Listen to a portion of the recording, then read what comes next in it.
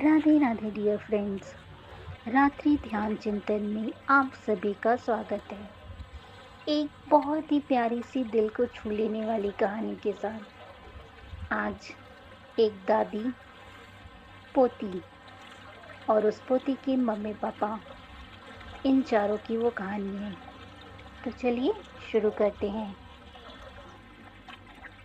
अम्मा, मैं सुषमा और डॉली के साथ मॉल जा रहा हूँ।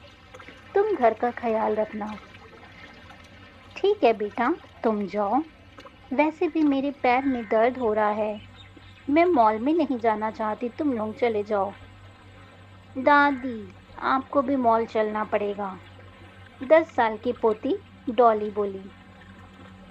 तुम्हारी दादी मॉल में सीढ़ियाँ नहीं चढ़ सकती, उन्हें एस्केलेटर चढ़ना भी नहीं आता, और क्योंकि वहाँ कोई मंदिर नहीं है, इसलिए दादी का मॉल जाने में कोई इंटरेस्ट नहीं है।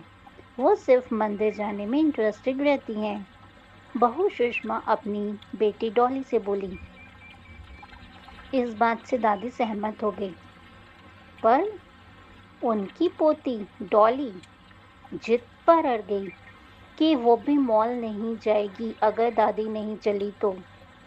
यद्यपि दादी कह चुकी थी कि वो मॉल जाने में इंटरेस्टेड नहीं है, लेकिन फिर आखिरी में 10 साल की पोती के सामने दादी की नहीं चली और वो भी साथ जाने तैयार हो गई, जिस पर पोती डॉली बहुत खुश हो गई। पिताजी ने सबको तैयार हो जाने को कहा।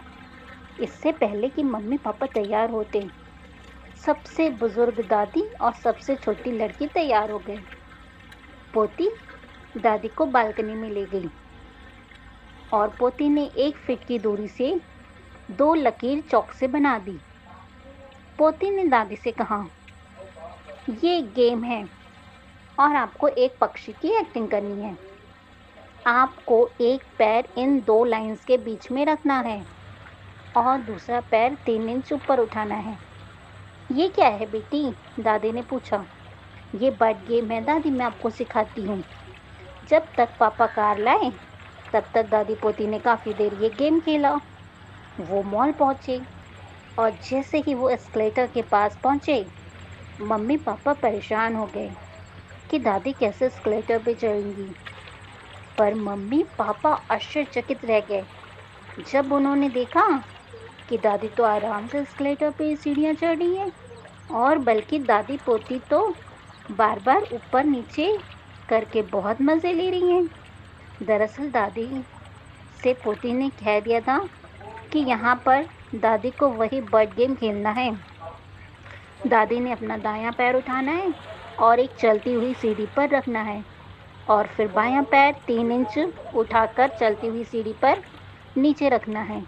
इस तरह दादी आसानी से एस्केलेटर पर चढ़ पा रही थी और दादी पोती खूब बार एस्केलेटर में ऊपर नीचे करके मज़े भी ले रही थी। इसके बाद वो पिक्चर हॉल गए, जहाँ अंदर ठंडा था। तो पोती ने चेहरे पर एक शरारतपूर्ण मुस्कान के साथ अपने बैग से एक शॉल निकाला और दादी को उड़ा दिया। वो पहले से तैयारी के साथ आई थी। मूवी के बाद सब रेस्टोरेंट में खाना खाने गए। बेटे ने अपनी माँ से पूछा कि आपके लिए कौन सी डिश ऑर्डर करनी है, पर डॉली ने पापा के हाथ से मेनू झपट कर अपनी दादी के हाथ में जबरन दे दिया। आपको पढ़ना आता है, आप भी पढ़कर डिसाइड करिए कि क्या खाना है और ऑर्डर करना है। दादी ने मुस्कुराते हुए आइटम फाइनल किए कि क्या ऑर्डर करना है। खाने के बाद दादी और पोती ने वीडियो गेम खेले, जो घर में वो पहले से ही खेलते थे। घर के लिए निकलने से पहले दादी वॉशरूम गई तो उनकी अनुपस्थिति का फ़ायदा उठाकर पापा ने अपनी बेटी से पूछ लिया कि तुम्हें दादी के बारे में इतना कैसे पता है? जो बेटा होते हुए मुझे भी नहीं पता। डॉली ने फटाक से जवाब दिया, पापा, जब आप छोटे से थे तो आपको घर में नहीं छोड़ते थे। आपको घर से बाहर ले जाने के पहले आपकी माँ कितनी तैयारी करती थी। दूध की बोतलें, डायपर्स, आपके कपड़े, खाने पीने का सामान। आप क्यों सोचते हैं कि आपकी माँ को सिर्फ मंदिर जाने में रुचि है? उनकी भी वही साधारण इच्छाएं होती हैं कि मॉल में जाएं, सबके साथ खूब मज़ा करें, खाएं पिएं। पर बुज़ुर्गों को लगता है कि वो साथ जाकर आपके मज़े को किरकिरा करेंगे, इसलिए वो खुद ही पीछे हट जाते हैं और अपने दिल की बात ज़ुबान पर नहीं लाते। पिता का मुंह खुला का खुला रह गया। हालांकि वो खुश थे कि उनकी 10 साल की बिटिया ने उन्हें कितना नया और सुंदर पाठ पढ़ाया। ये चीज़ हमें भी एक नई शिक्षा देती है कि घर में हमारे अगर बड़े बुजुर्ग हैं तो हम हर संभव जगह उन्हें लेकर जाएं और उन्हें अपने साथ हम भी इंजॉय करें और उन्हें भी लाइफ का मज़ा लेने दें। तो इसी प्यारी सी कहानी के साथ राधे राधे, शुभ रात्रि, धन्यवाद।